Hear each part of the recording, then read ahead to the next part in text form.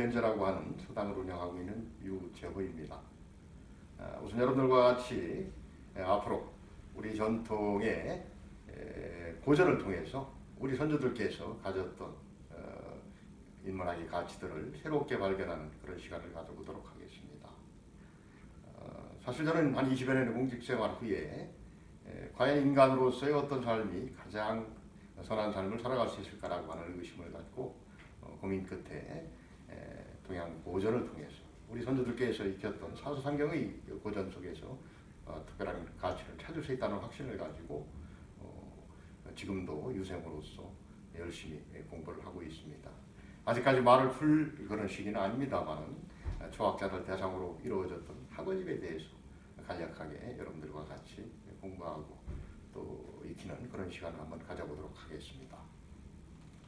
먼저 학어집이라고 하는 것에 대해서 간략히 설명을 드려보도록 하겠습니다. 사실 과거의 교육 방식은 천자문을 익히고 이후에 학어집, 추구집, 복몽선습, 평공요구를 거친 이후에 사서조, 대학, 문호, 맹자, 중용, 그리고 삼경, 시경, 서경, 역경의 순으로 공부를 하게 되어 있습니다. 학어집이라고 하는 것은 아주 천자문을 뗀 기초적인 그런 아동들을 대상으로 이루어졌던 그러한 교육 교재죠. 학어집은 1868년 조선시대 고종 때입니다. 박재칠이라고 하는 분에 의해서 집필되어진 책이죠. 우리 주변에 있는 그러한 물상들을 정말 간결하면서도 아주 정확하게 이렇게 표현을 하고 있습니다. 앞으로 93개의 항목으로 1300여 자의 한자로 구성되어진 이 학어집을 하나씩 살펴보면서 조상들의 삶의 가치와 그리고 철학들을 한번 익히는 새겨보는 그런 시간을 갖도록 하겠습니다. 사실 저는 평소에 과연 그 사람의 가치가 어디에 있을까라고 하는 그런 의문을 많이 가졌었습니다. 사실 지금같이 비약적인 어떤 경제의 발전에 따라서 문명이 아주 극도로 용성한 그런 시대에 있죠. 그렇지만 결코 우리가 헐벗고 어려웠던 지난 50년, 60년대 이후에 과연 우리가 지금 행복한 삶을 살아가고 있는가에 대한 자문은 이렇게 그렇다고 긍정하지 못하겠습니다. 사실 우리의 어떤 물질 가치가 높여지고 국자는 물신이라고까지 합니다. 이 물신주의의 팽배에는 오늘 시점에서 우리의 선임들이 갖고 있었던 그러한 아주 숭고한 그러한 정신 세계가 앞으로 우리가 지향해야 될 그런 목표점이 아닌가 하는 생각을 가져고 합니다. 자, 그럼 여러분들 이 학어집 속에서 가장 첫 구절이라고 할 수 있는 하늘과 땅에 대한 해석들을 한번 살펴보도록 하죠. 먼저 여러분들 좀 생소하실 겁니다. 학어집, 말을 배우는 글들의 모음이죠. 이 세 글자이면서도 해석을 어떻게 하느냐에 따라서 달라질 수 있습니다. 한자라고 하는 것은 품사가 자유자재로 변모합니다. 배울 학자가 동사일 수도 있고 때에 따라서는 형용사가 될 수도 있습니다. 말씀하라고 하는 건 역시 마찬가지입니다. 집도 마찬가지가 되겠죠. 그리고 어떤 글자를 먼저 해석하느냐에 따라서 달라질 수도 있습니다. 통상 우리가 사용하는 그런 소통의 방식으로 언어라고 표현을 하죠. 말씀은 말씀어죠. 똑같은 얘기일 수도 있겠습니다만 사실 그 논어에서는 이렇게 표현합니다. 앞에 있는 말씀 언자는 스스로 혼자 얘기하는 것. 어라고 하는 것은 서로 문답하는 것. 이런 것이죠. 이 어라고 하는 것은 또 낱말이라고도 해석할 수 있습니다. 그래서 우리 주변의 각종 물상들에 대한 그러한 말들을, 그러한 낱말들을 배우는 글들의 모음, 이렇게 해석해 볼 수 있죠. 여러분들 생소하시죠? 17자 총 34자로 구성이 되어 있습니다. 근데 보시면은 우선 띄어쓰기가 없죠. 구두점이 없습니다. 과거에 그래서 한문이 무척 어려웠습니다. 이게 사실 물리가 터진다는 표현을 합니다. 어디에서 끊고 어떻게 어떤 순서로 해석하는지 이것을 제대로 알아면 과거의 물리를 키웠다 하고 표현을 하죠. 사실 여러분들 지금 10글자를 놓고 이것을 어디에서 띄었을 때 할 것인가를 가지고 따진다면 이것을 수십 시간 아마 하더라도 여러분들 쉽게 알아내지 못할 거예요. 그래서 물리를 태우기 위해서는 글씨를 우선 많이 봐야 되고 글을 많이 봐야 되고 또 그에 따른 학습과 이러한 절차들이 필요한 것 같습니다. 그래서 일단 뭐 처음에 놓고서 무조건 물리를 들 수는 없는 것이고 선조들께서 이렇게 이것을 끊고 했던 이런 부분들을 참고해서 하나씩 익혀간다면 그러한 과정을 통해서 이제 물리를 터득할 수 있는 것이죠. 도움을 주기 위해서 구결토라는 것을 사용을 합니다.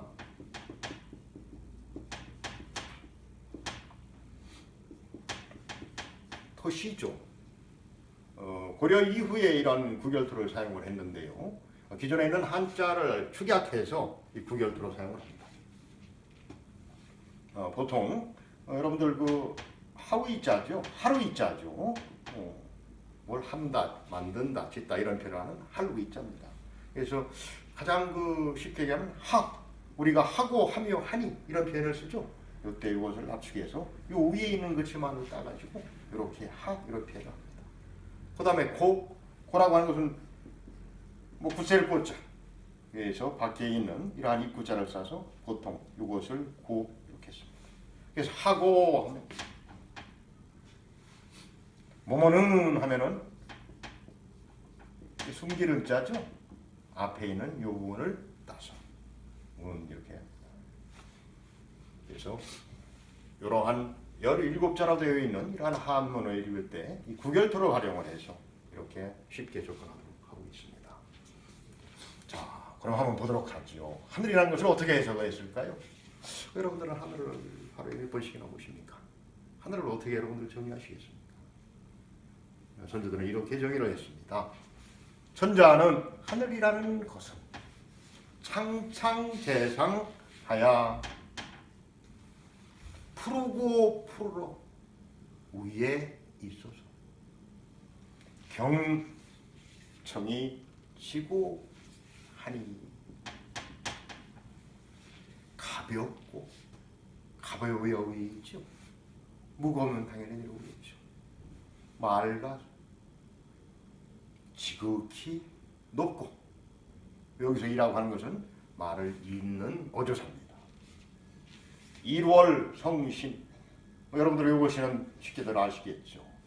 해와 달과 별과 별이 개원하니라 묶여있도다 묶을 계자입니다. 여러분들 한번 묶을 계자를 잘 살펴보세요. 바로 밑에 실사가 있죠. 여기는 바로 이제 수레바퀴의 통입니다.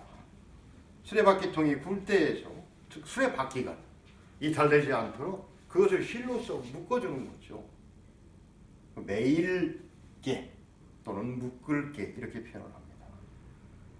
1월 성실이 거기 하늘에 다 메어 있다는 표현이죠. 얼마나 참 감성적이고 멋있는 표현입니까? 다시 한번 보도록 하죠. 하늘은 푸르고 푸르게 하늘 위에 있어서 가볍고 맑으며 또 지극히 지고 높아서 1월 성신이 다 묶여 있더라. 1월 성신을 다 묶었더라. 이런 표현이죠. 사실 지금의 어떤 과학에 의해서는 뭐 해와 달이 묶여 있는 겁니까? 우주의 질서에 의해서 끊임없이 공전과 자전을 거듭하도록 되어 있고 거기에 의해서 하늘을 보고 다른 별들을 보게 되어 있는 것이지만 이 표현 자체가 얼마만큼 간명하면서도 명료하게 이렇게 표현된 글이 아닌가 싶습니다. 그 근원에는 바로 하늘이라고 하는 그 가치 이것이 되어 있는 것 같습니다. 사실 하늘이라는 것을 한번 여러분들 좀 살펴본다면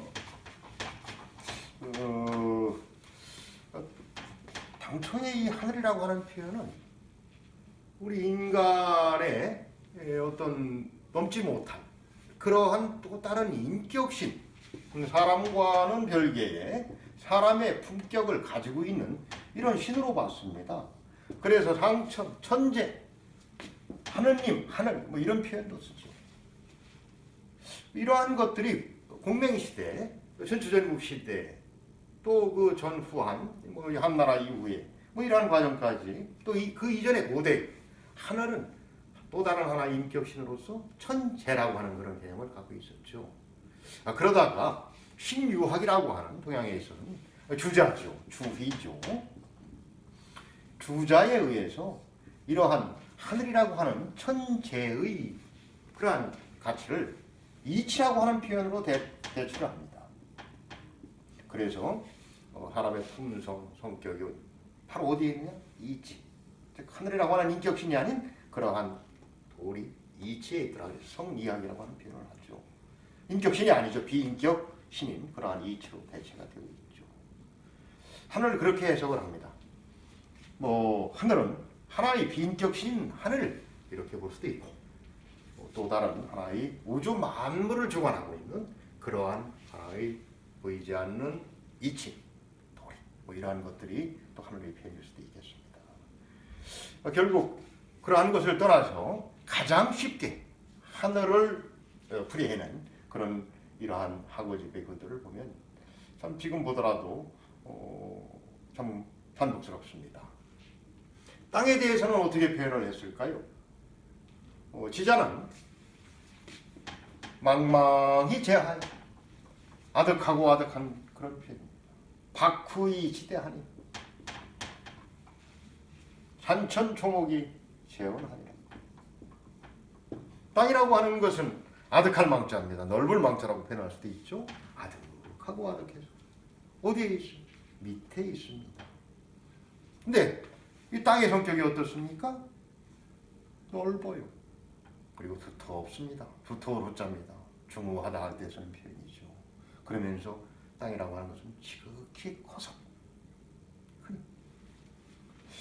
땅에 있는 것이 뭐죠? 우리가 이제 산천초목이라는 표현을 많이 하죠. 산과 매와 풀과 나무들이 거기에 다 어떻게 되어 있으니? 실려 있더라고요. 실을 제자라고 하는 것이죠. 실을 제자를 이렇게 파자를 해보면 흙입니다. 수레거죠. 옆에는 창과죠. 수레에 흙을 싣고 창으로 호위하는 그러한 모습을 형상하는 글자이죠. 실을 재죠.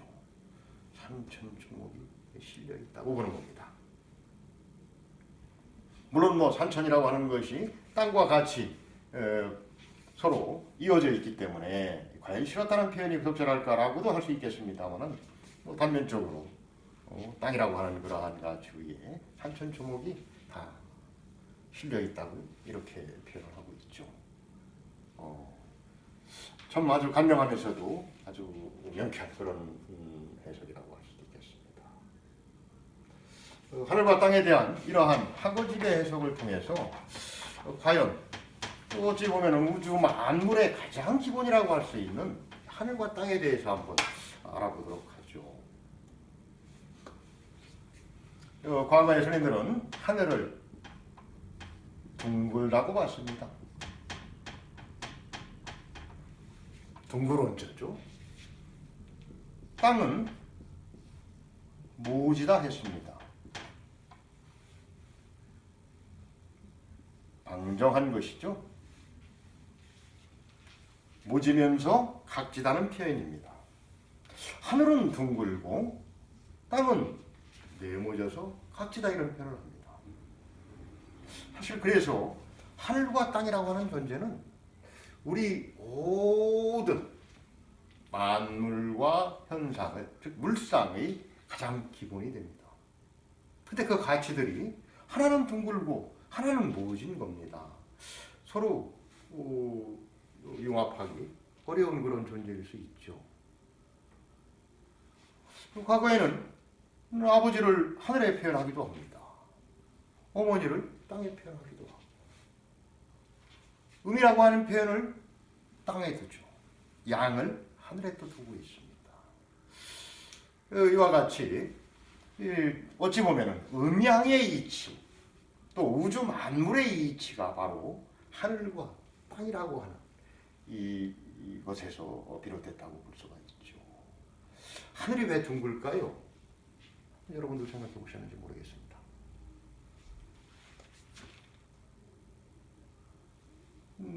지구에서 바라보는 하늘을 이렇게 한번 형상해 보죠. 사람이 여기 있습니다. 사람이 눈을 통해서 하늘을 볼 적에 어차피 우리가 볼 수 있는 시각의 범위라고 하는 것은 한정돼 있죠. 360도를 둘러봤을 때 바로 하늘의 모습은 원으로 볼 수 있습니다. 땅은 왜 모질까요? 왜 각일일까요? 거의 우리가 알기에는 지구라고 하는 것은 이렇게 둥근데 왜 땅이 모지죠? 예, 저도 굉장히 이 부분이 좀 의문스러웠습니다. 여러분 혹시 기억하시는지 모르겠어요. 이러한 구의 넓이를 산출하는 공식 여러분 혹시 기억하시는지 모르겠네요. 반지름이 R인 이러한 구의 표면적이 4파이 R 제곱이죠. 4파이 R 보통 얘기를 하면 원의 넓이 이것이 4개가 모여진 겁니다. 이러한 식으로 우리 지표면을 다 모아서 이렇게 표현했을 때 통상 이러한 몇 부분을 제하고 사각형의 정방형의 이러한 모습들을 볼 수가 있죠. 비록 과거에 이러한 구의 면적을 표면적으로 산출해내는 방식까지 다들 기억하시는지 몰랐겠습니다만은 아무튼 제가 보기에는 이와 같이 땅은 그래서 모지다, 사각지다라고 이렇게 해석을 좀 하고 싶습니다. 둥글다. 보통 이 원이라고 하는 것은 원만하다는 표현을 쓰는 것이죠. 막힘이 없이 아주 채워져 있는 그런 상태가 바로 하늘을 존재로 이렇게 해석을 하죠. 땅은 모지죠. 모진 대신에 방정합니다. 이제 여러분들 초등학교, 중학교 다닐 때 품행이 방정하다 이런 표현들 쓰잖아요. 그래서 방정이라고 하는 것은 바로 모지면서도 바르다 이런 표현이 될 수 있죠. 바로 이와 같이 하늘은 둥글고 땅은 모지면서 서로의 상대적인 가치들을 함축하고 이러한 것들을 그대로 표현하고 또 우리가 늘상 보는 우리가 생활하고 있는 이러한 하늘과 땅의 이치를 통해서 어찌 보면은 서로 융합하고 그 속에서 만물을 빛을 통해서 자라게 하고 땅에 생육하고 기르는 그런 품성에 의해서 모든 만물을 자라게 하는 이러한 품성들이 결합되어 있는 것이라고 저는 해석을 하고 싶습니다. 오늘 하늘과 땅이라고 하는 이러한 가장 우리 우주 만물의 기본인 이 하늘과 땅에 대한 하고집의 해석을 한번 통해서 정말 일월성시를 메고 산천초목을 실었다라고 하는 이러한 표현들을 한번 살펴봤습니다. 이 하늘과 땅의 이러한 가치들을 한번 되새기면서 과연 우주 만물의 가장 기본이 될 수 있는 천지의 역할을 다시 생각해보는 이 시간이 되겠죠. 여러분들 마지막으로 이 하늘과 땅에 대한 학어집의 내용들을 과거의 독법으로 한번 같이 읽어보도록 하겠습니다. 사실 요즘은 그 읽기에 대한 강조가 좀 부족한 편입니다. 물론 자꾸 소리를 내서 읽는다는 이 표현이 어찌 보면 기억력을 증진시킴과 동시에 제대로 된 나의 것으로 체화할 수 있는 그런 방법이 될 수 있죠. 근데 요즘 학생들 특히 거의 읽기에는 관심들이 좀 소홀한 것 같습니다. 이러한 읽기 수업을 조금 더 확대하는 것도 굉장히 중요한 것 같습니다. 그래서 과거에는 이런 한 구절들을 배우고 그리고 그것을 외우고 계속 읽어서 제대로 이해한 다음에 다음 단계로 진전이 되는 겁니다. 자, 그러면 과거의 어떤 성독 방법에 의해서 한번 해보도록 하죠. 천야천자는 창상제상하야 경정이 지고하니 이월 성신이 개헌하니라. 천자는 푸르고 위에 있어서 가볍고 맑으며 지극히 높아 일월 성실이 묶여 있도다 하는 얘기죠. 지자는 망망제하야 바구이지대하니 산천조목이 재원하니라. 이와 같이 끊고 고절을 통해서 성독을 했습니다. 요즘에는 성독대도 간혹 간간히 개최가 되고는 있습니다만은 성독의 가장 기본은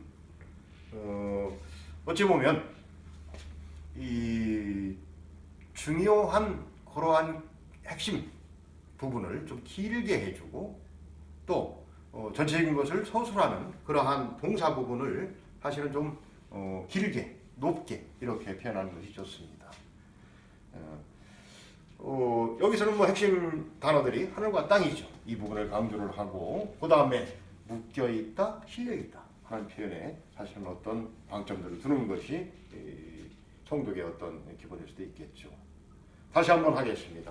천자는 창창대상하야 영청이 지고하니 일월 성신이 개헌하니라. 지자는 망망대하야 바구이지대하니 산천조목이 재헌하니라. 자, 오늘은 하늘과 땅의 해석을 하고지 바로 첫 시간을 통해서 살펴봤습니다. 네, 다음에 또 뵙도록 하겠습니다. 반갑습니다.